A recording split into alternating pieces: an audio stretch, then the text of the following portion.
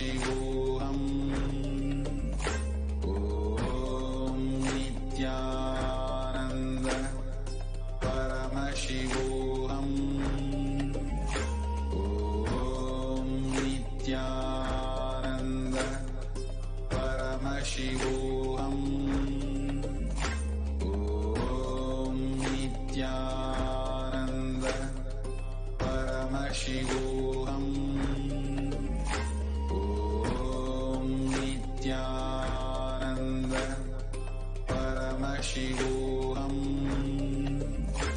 ॐ नित्यानन्द परमशिवोऽहम् ॐ नित्यानन्द परमशिवोऽहम् ॐ नित्यानन्द परमशिवोऽहम् ॐ नित्यानन्द परमशिवोऽहम् ॐ नित्यानन्द परमशिवोऽहम् ॐ नित्यानन्द परमशिवोऽहम् ॐ नित्यानन्द परमशिवोऽहम् ॐ नित्यानन्द परमशिवोऽहम् ॐ नित्यानन्द परमशिवोऽहम् ॐ नित्यानन्द परमशिवोऽहम्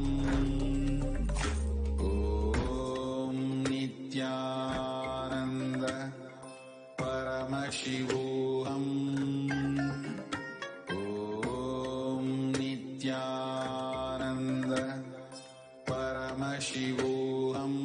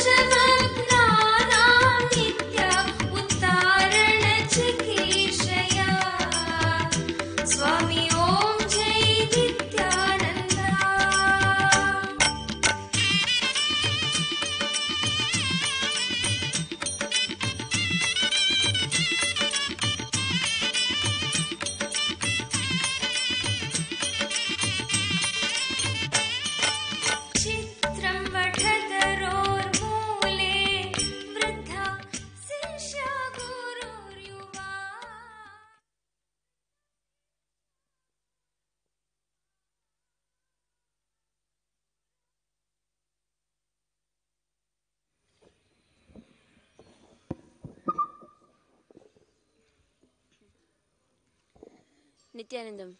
Before we begin the Pada Puja and Shiva Puja today, we request all the Pada Puja participants and everybody else who's offering to declare the following with integrity and authenticity. If you agree to the following declarations, please say yes loudly. I authentically cognize, which is internally process, understand, and declare the truth that the cosmic energy exists. Yes. I authentically cognize, which is internally processed, understand, and declare the truth that Swamiji, Nityanandeshwari Paramashiva, Nityanandeshwari Parashakti, Guru Paduka, and Atmalinga are the Chinmaya Vigrahas, embodiment and representation of that very cosmic energy. Yes. I authentically cognize, which is internally process, understand, and declare the truth that the Pada Puja offered to Swamiji and the Shiva Puja offered to Nityanandeshwari Paramashiva and Nityanandeshwari Parashakti will reach the cosmic source of energy directly. Yes. I authentically cognize, which is internally process, understand, and declare the truth of Soham Asmi, that even in a worship, I am Him. Yes. Let us now enter into the Pratyaksha Pada Puja, followed by the Shiva Puja. Sadguru Vandanam. Nityanandam Paramasukadam Kevalam Jnanamurtim Dvandvatitam Gagana Sadrisham Tattvamasyadilaksham Ekam Nityam Vimalamachalam Sarvadi Sakshi Bhutam Bhavatitam Trigunarahitam Sadgurum Tam Namami. Guru Parampara Vandanam. Nityanandeshwara Paramashiva Samarambam Nityanandeshwari Parashakti Madhyamam Asmadacharya Paryantam Vande Guru Paramparam. Arunagiri Yogeshwara Vandanam. Lalate Tripundri Nitilakrita Kasturi Tilakaha Spuranmala Dharaspurita Katikaupi Navasanaha Dadano Dustaram Chirasipanirajam Chashikalam Pradipas Sarvesham Arunagiri Yogi Vijayate. Tattvachamanam. Now please take a spoon of water in your hand and pour it on your right hand and take a sip along with the mantra. Om Atmatattvam Shodayami Svada. Om Vidya Tattvam Shodayami Svada. Om Shiva Tattvam Shodayami Svada. Please take some water and wash your hands and wipe your mouth with the basement of your thumb. Om Ham Hridayaya Namaha. Now, with your ring finger, middle finger, and index finger, touch above your upper lip and below your lower lip. And now, with your index finger and thumb, touch your right nostril and left nostril. With your ring finger and thumb, touch your right eye, right ear, left ear. Now, take some water and pour it in your right hand. With your little finger and thumb joined together, touch your navel center, right shoulder, left shoulder, and with all your fingers together, touch above your head, right shoulder, left shoulder, and your heart center.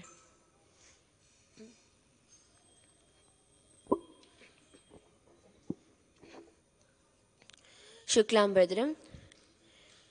Take some turmeric mixed rice, akshata, and flowers along in your hand and make it a fist and tap the side of your forehead along with the mantra.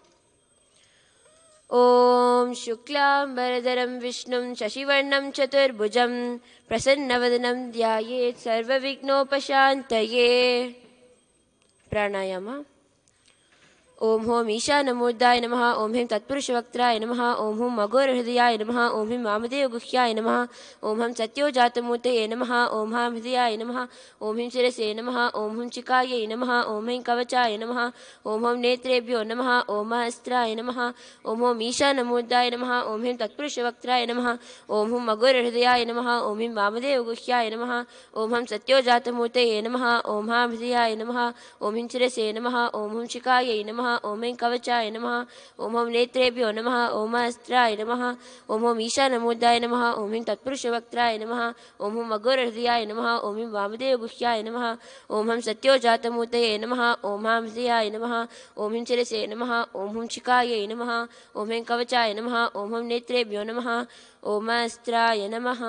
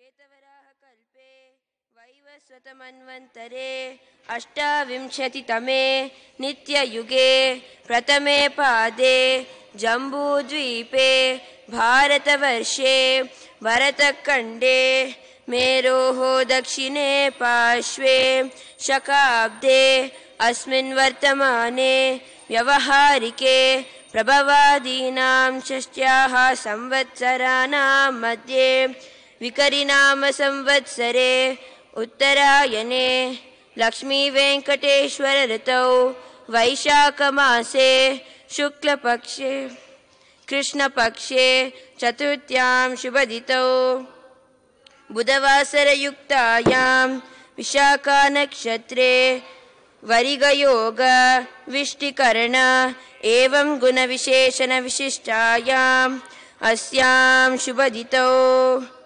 श्रीकैलासोन्नतद्वादशान्तश्यामलापीठारूढ श्रीमीनाक्षी सुन्दरेश्वराभिन्नस्वरूप परशिवपुत्ररत्नकुमार गुरुमन्यतुल्यावतार Shri Parvati स्तन्यपानलब्धदिव्यज्ञानविष्टुत सकलनिगमागमसारभूत द्राविडवेदप्रवर्तृ श्रीमत्परमशिवकरुणासमधिगतमुक्तामय चतुरश्रया न गीयमान छत्रचामर श्रीचिह्नकाहलादि समस्तविररावल्यलङ्कृत ज्ञानविज्ञानचक्रवर्ती सर्वजनसङ्गसद्यो निर्वाण दीक्षाव्यापवर्गवर्ष विश्रानजीमूत परमतकलभकेसरी शैवसिद्धान्तस्थापनाचार्य श्रीराजाधिराज पाण्ड्य महाराज गुरु क्षपनशाक्यादि महान्धकारनिवारणज्ञानभानु वीक्षणानर्हार्ह ध्वजोच्छेदनपूर्वक श्रीमद्वृषभध्वजस्थापक शैव समयकर्तृ सर्वज्ञपीठारूढ श्रीजगद्गुरु श्री ज्ञानसंबंध देशिक स्वामी वागीश सुंदर माणिक्य वाचक स्वामिनां अवतारभूत श्री ज्ञानसंबंध स्वामी पुनरुद्धृत श्यामलापीठ महासंस्थान ज्ञान साम्राज्य शासक सर्वज्ञ पीठारूढ़ तृणवत्युक्तरद्विशततम गुरुमहासन्निधान महानिर्वाणि पीठस्य अष्टोत्तरसहस्रश्री महामण्डलेश्वर अटलपीठस्य अष्टोत्तरसहस्रतम अष्टोत्तरसहस्रश्री अटलपीठाधीश्वर धर्ममुक्तिस्वर्गपुरस्वर्णपीठस्य त्रयोविंश गुरुमहासन्निधान श्रीमत्परमहंस परिव्राजकाचार्यवर्य सच्चिदानंद प्रणवस्वरूप श्रोत्रिय ब्रह्मनिष्ठ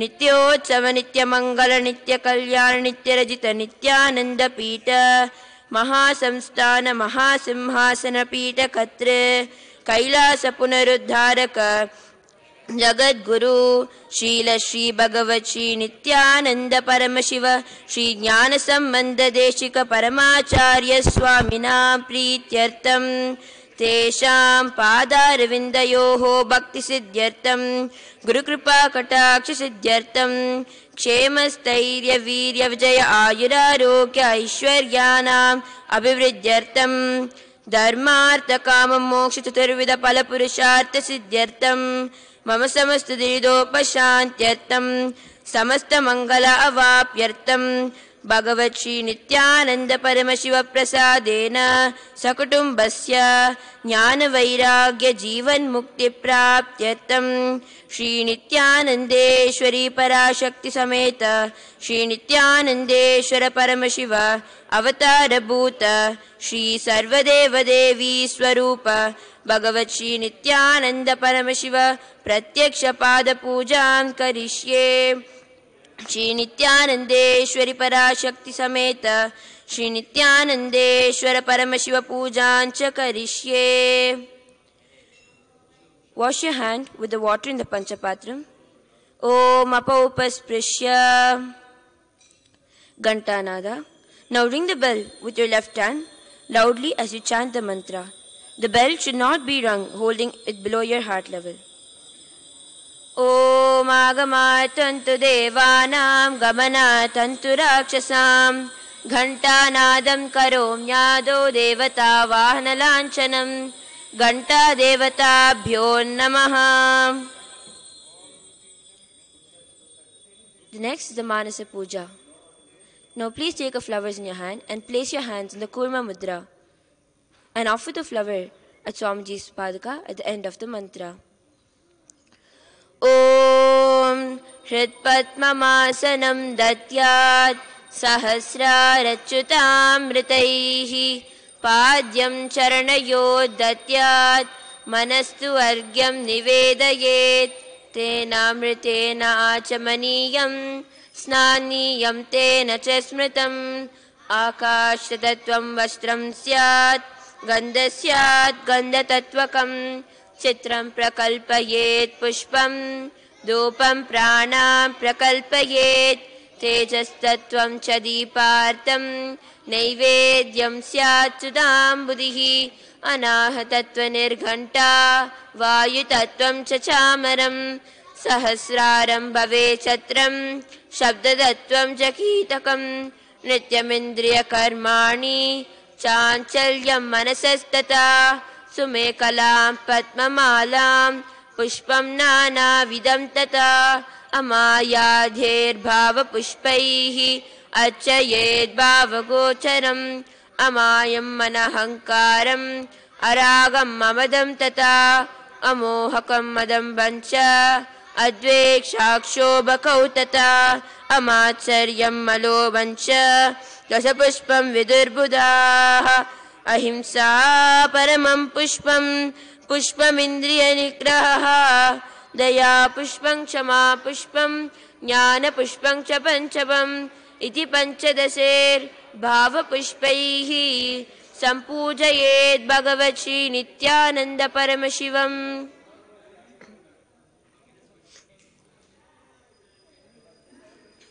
Now we'll be entering into the Upachara Puja. The first is the asana. Please take some flowers in your hands, close your eyes and offer the flowers at the end of the mantra at Swamiji's Padaka. Asanam Om Sarvabhutantarastaya Sarvabhutantaratmane कल्पयाम्युपवेशार्थम् आसनं ते नमो नमः। ॐ ह्रीं इदं सुवर्णासनं सर्वदेवदेवी स्वरूपाय भगवते श्रीनित्यानन्दपरमशिवाय नमः। The next is Swagatam, the welcoming of the Master. Now please take some flowers in your hands, close your eyes, and offer the flowers at Swamiji's Padaka at the end of the mantra.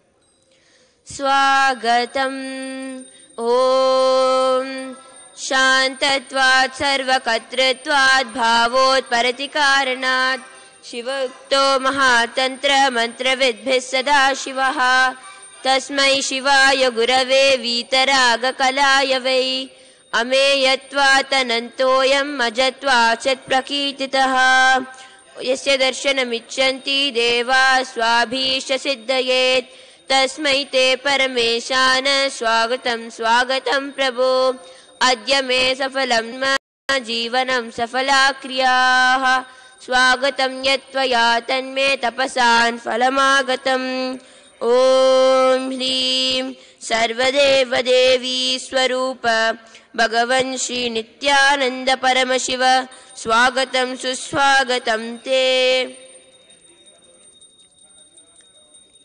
Next is Padyam, washing the feet of the Master. Now please take a spoon of water from your Panchapatram and offer it at Swamiji's Padaka along with the mantra. Padyam Om Yadbhaktilesh Samparkat Paramananda Samplavaha Tasmai Te Parameshana Padyam Shuddhaya Kalpayet. Om Hrim Etat Padyam Sarvadeva Devi Swarupaya Bhagavate Shri Nityananda Paramashivaya Namaha. The next is Arghya, the offering of the traditional bouquet. Now please take the conch in your hand, close your eyes and offer the bouquet and along with the water at the end of the mantra. Arghyaha Om Durvakshasa Samayuktam Bilvapatram Tataparam Shobhanam Shankapatrastam Grahanargyam Maheshwara. Om Hrim Idam Esho Arghyaha Sarvadeva Devi Swarupaya Bhagavate Shri Nityananda Paramashivaya Swaha. The next offering is Achamaniyam, the offering of water for mouthwash. Achamaniyam Om Mandakinyāsu Yadvari Sarva Papaharam Shubham Grahanāchamaniyam Tvam Maya Bhaktya Niveditam. Om Hrim Idam Achamaniyodakam Sarvadeva Devi Swarupaya Bhagavate Shri Nityananda Paramashivaya Swada. The next offering is the offering of Madhuparka. Madhuparkaha Om Sarvakalmashanashaya Paripurnashuddhatmakam Madhuparkamimam Deva Kalpayami Prasidame. Om Hrim Esha Madhuparkaha Sarvadeva Devi Swarupaya Bhagavate Shri Nityananda Paramashivaya Swada. Gandhatailam Om Sneham Grahana Snehena Lokanam Hitakaraka Sarvalokeshu Shuddhastvam Dadami Sneham Uttamam. Om Hrim Idam Gandhatailam Sarvadeva Devi Swarupaya Bhagavate Shri Nityananda Paramashivaya Nivedayami. The next is Snaniyam. Now please take another knee of water in your hands and offer it at Swamiji's Padaka along with the mantra. And please ring the bell as you do so. Snaniyam Om Idam Chushitalam Vari Swattam Shuddham Manoharam Snanatam Te Maya Bhaktya Kalpitam Pratigrihyata. Om Hnim Idam Snaniyodakam सर्वदेवदेवी स्वरूपाय भगवते श्रीनित्यानन्द परमशिवाय निवेदयामि। वस्त्रम् ॐ मायाचित्रपटाच्छन्न निजगुह्योरुतेजसे निराभरणविज्ञाय वासस्ते कल्पयाम्यहम्। ॐ ह्रीं इदं वस्तोत्तरीयं सर्वदेवदेवी स्वरूपाय भगवते श्रीनित्यानन्द परमशिवाय निवेदयामि। आभरणम् ॐ स्वभावसुन्दराङ्गाय नानाशक्त्याश्रयायते सुवर्णं भूषणं तुभ्यं कल्पयामि प्रसीद मे। ॐ ह्रीं इदं सुवर्णाभरणं सर्वदेवदेवी स्वरूपाय भगवते श्रीनित्यानन्द परमशिवाय निवेदयामि। गन्धः ॐ शरीरं ते न जानामि ज्येष्ठां नैव च मया निवेदितान् गन्धान् प्रतिगृह्य विलिप्यताम्। ॐ ह्रीं एष गन्धः सर्वदेवदेवी स्वरूपाय भगवते श्रीनित्यानन्द परमशिवाय नमः। पुष्पम् ॐ तुरीयवनसम्पन्नं नानागुणमनोहरम् आनन्दसौरभं पुष्पं गृह्यतामिदमुत्तमम्। ॐ ह्रीं एतानि सचन्दनपुष्पाणि सर्वदेवदेवी स्वरूपाय भगवते श्रीनित्यानन्द परमशिवाय वौषट्। बिल्वपत्रम् ॐ अमृतोद्भवं श्रीवृक्षं शङ्करस्य सदा प्रियं बिल्वपत्रं प्रयच्छामि पवित्रं ते सुरेश्वर।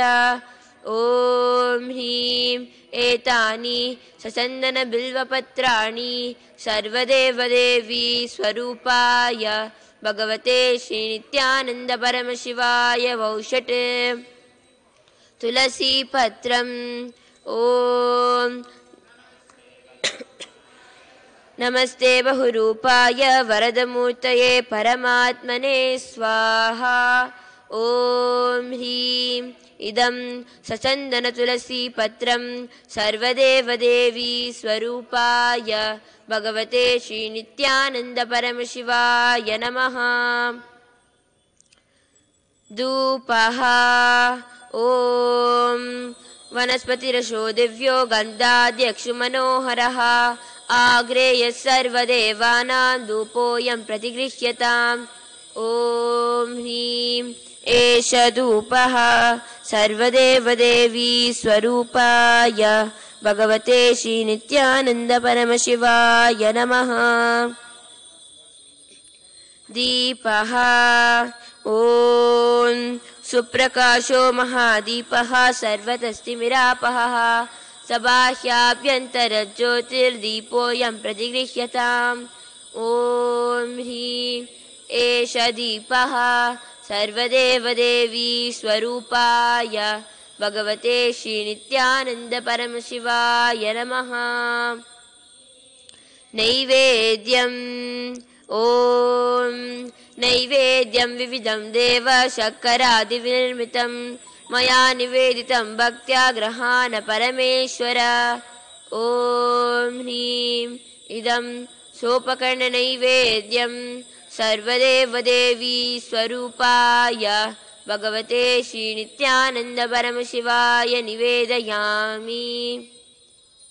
पानीयम् ॐ समस्तदेवदेवेश सर्वकृत्तिकरं परम् अखण्डानन्दसम्पूर्णं गृहाणजलमुत्तमम्। ॐ ह्रीं इदं पानातोदकं सर्वदेवदेवी स्वरूपाय भगवते श्रीनित्यानन्द परमशिवाय नमः। पुनराचमनीयम् ॐ उच्छिष्टमपि शुचिर्वा यस्य स्मरणमात्रतः शुद्धिमाप्नोति तस्मै ते पुनराचमनीयकम्। ॐ ह्रीं इदं पुनराचमनीयोदकं सर्वदेवदेवी स्वरूपाय भगवते श्री नित्यानंद परमशिवाय स्वाहा।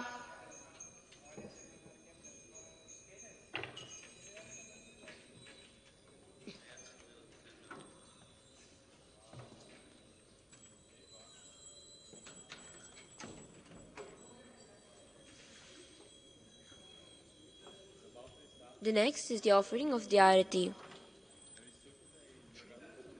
Now please take the lit camphor in your hands and slowly wave towards Swamiji along with the mantra. Please ring the bell as you do so.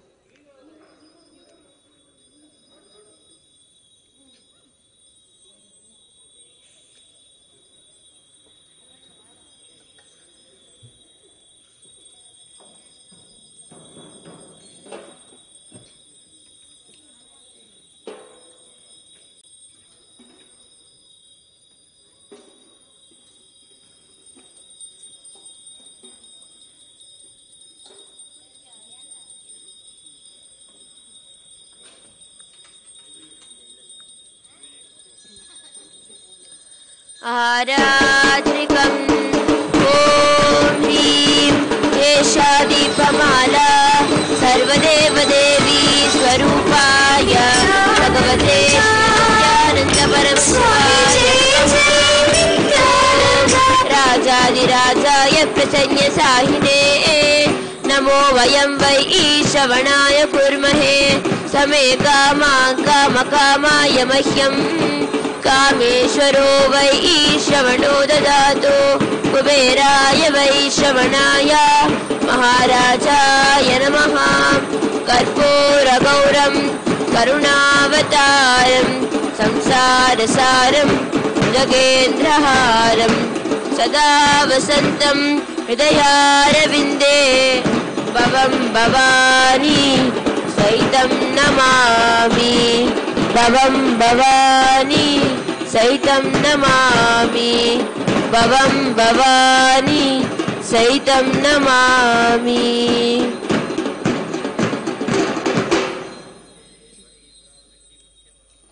आरात्रिकं समर्पयामि भगवत् श्री नित्यानंद परमशिव चरण कमलेभ्यो नमः। पुष्पांजलिः। गुरुर्ब्रह्मा गुरुर्विष्णुः गुरुर्देवो महेश्वरः गुरुर्साक्षात् परब्रह्म तस्मै श्री गुरवे नमः।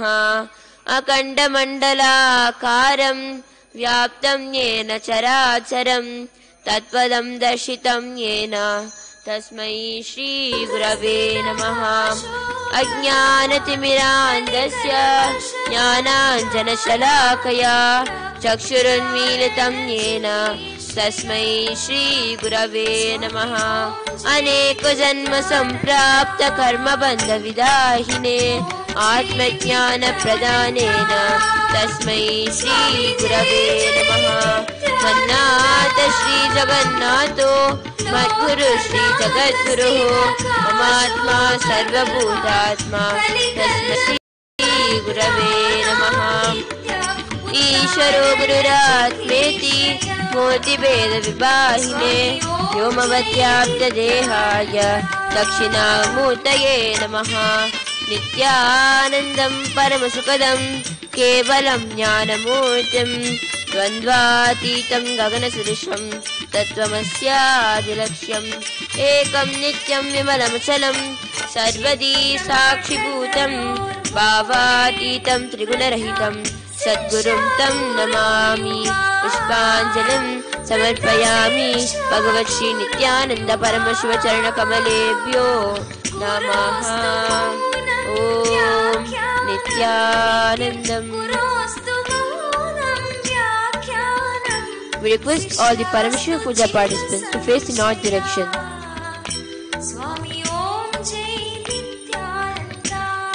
Tatvachamanam. Om Atmadattvam Chodayami Svada. Om Vidyadattvam Chodayami Svada. Om Shivadattvam Chodayami Svada. Om Hamidayaya Namaha.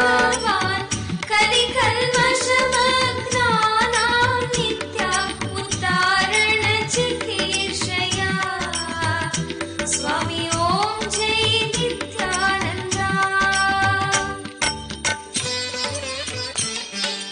सकलीकृत्य ॐ नित्या सर्वधर्मस्वरूपा स्वामी संसारार्णव घोरे ध्यानलोकप्रदीपक नित्या ध्यानलोकप्रदीपक नित्या सर्वभूतात्मन् स्वामी ॐ जय नित्या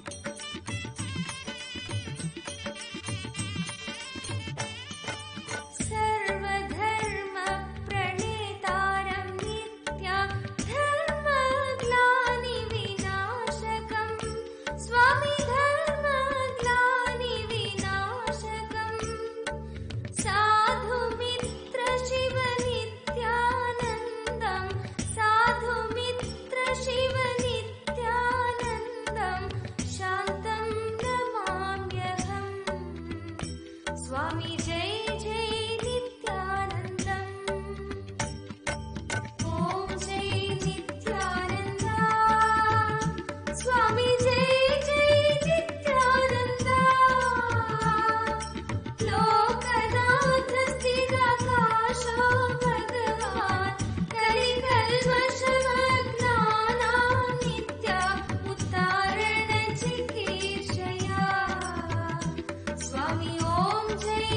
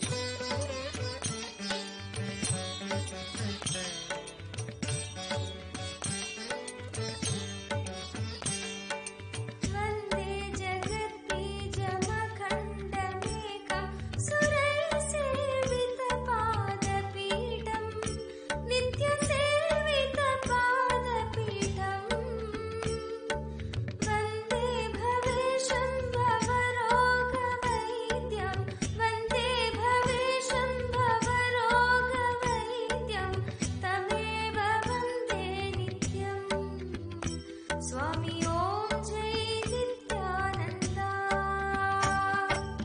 ओम जय नित्यानंद स्वामी जय जय नित्यानंद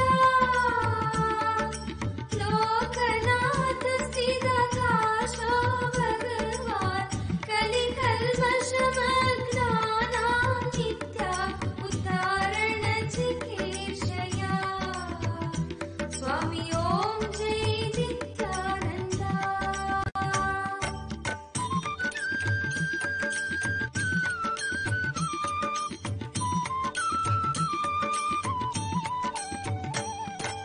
ज्ञान ध्यान तृप्ताय नित्या ज्ञान ध्यानदायिने नित्य ज्ञान ध्यानदायिने आत्मसंस्थाय सत्ताय नित्या आत्मसंस्थाय सत्ताय नित्या शरणगुणशालिने स्वामी ओम जय नित्यानंद ओम जय नित्यानंद स्वामी जय जय नित्यानंद लोकनाथ स्थिराकाशो भगवान कलिकल्मषमग्नानां नित्या उद्धारण चिकीर्षया स्वामी जय Nityanand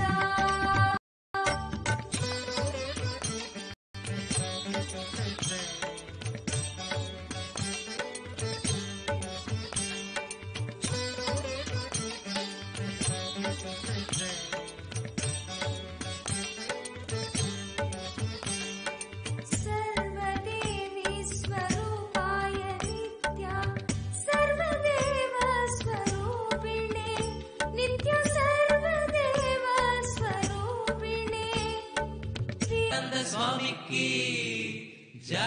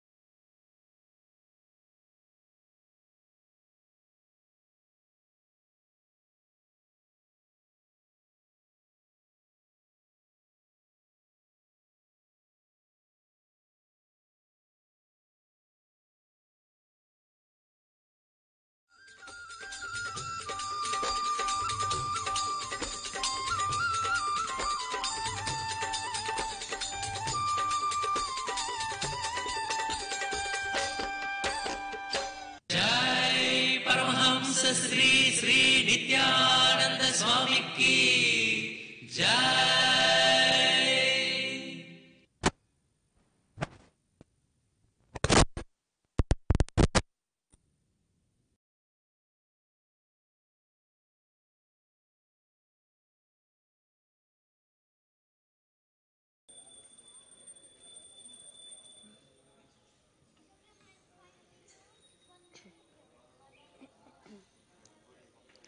The next offering is the offering of the Paramashivoham Vandas capsule.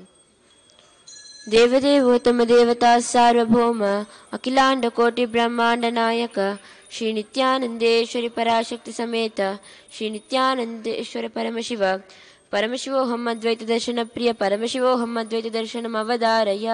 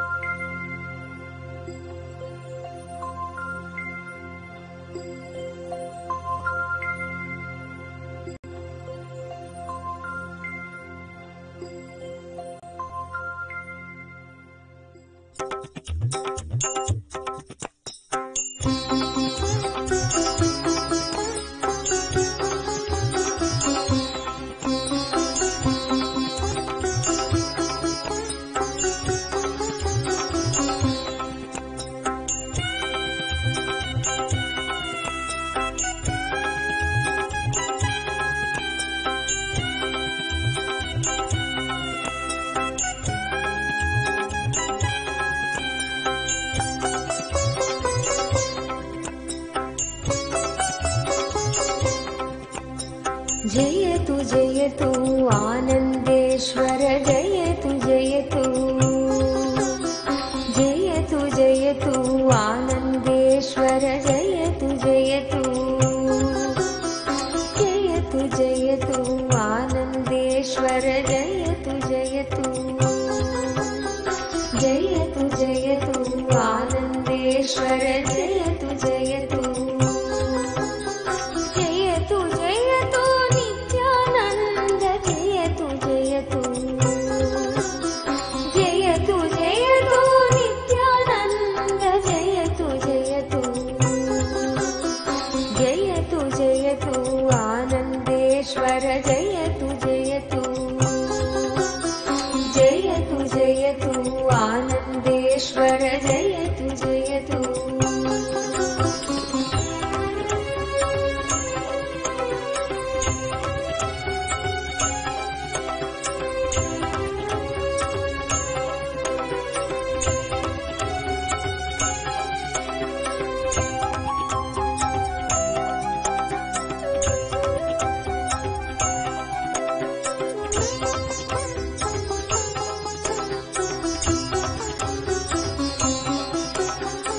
Anandeshwar आनन्देश्वरि देवालयवु इहुदय Anandeshwar आनन्देश्वरि देवालयवु इहुदय बन्निरि बेडिरि देवालयदि वरव कोडुವರು ಈಶ್ವರರು बन्निरि बेडिरि देवालयदि वरव कोडुವರು ಈಶ್ವರರು जयतु जयतु आनन्देश्वर जयतु जयतु जयतु आनन्देश्वर जयतु जयतु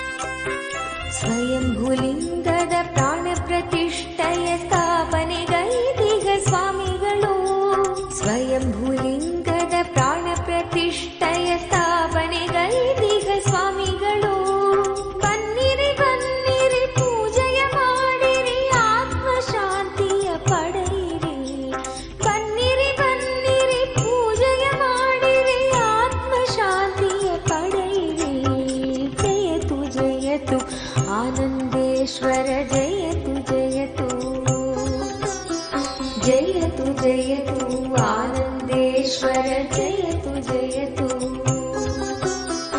जयतु जयतु आनन्देश्वरि जयतु जयतु जयतु जयतु आनन्देश्वरि जयतु जयतु जयतु जयतु नित्यानन्द जयतु जयतु जयतु जयतु नित्यानन्द जयतु जयतु जयतु जयतु आनन्देश्वर जयतु जयतु जयतु जयतु आनन्देश्वर जयतु जयतु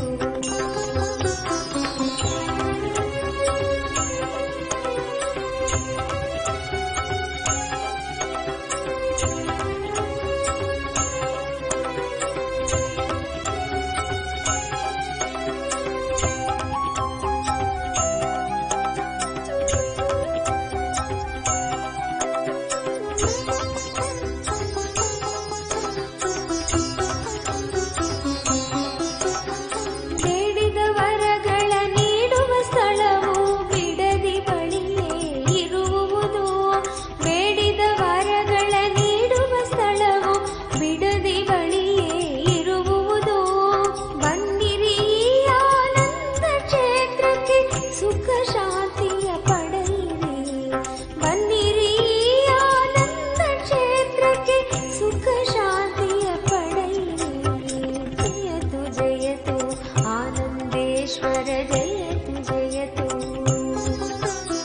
जयतु जयतु आनन्देश्वर जयतु जयतु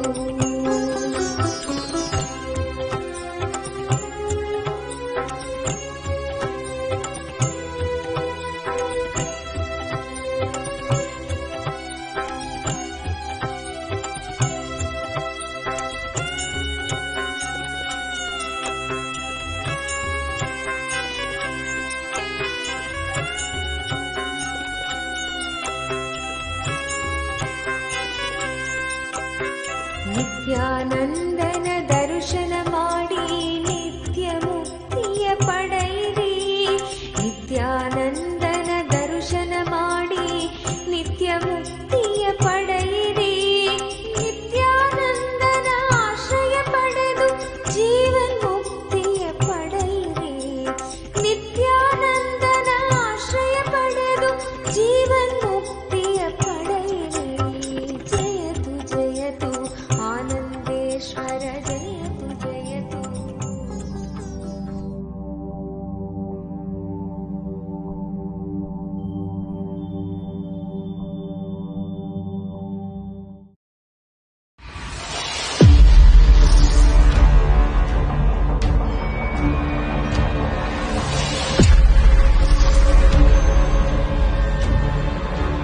False accusations and fake media slander.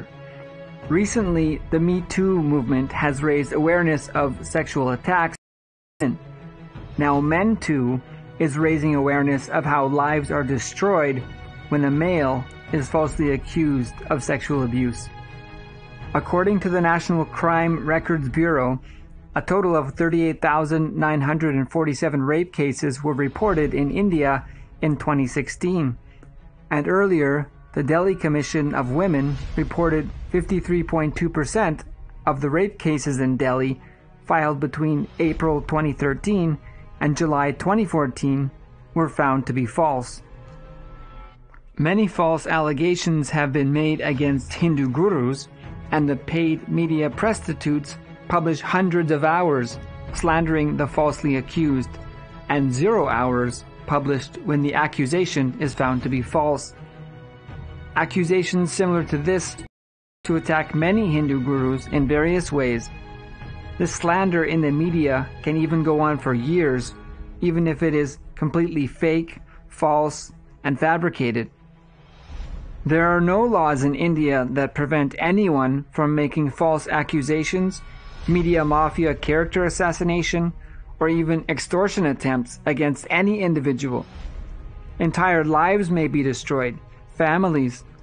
Associated legal costs can be crippling even when the accusation is false, let alone the emotional toll that will not be forgotten by the public.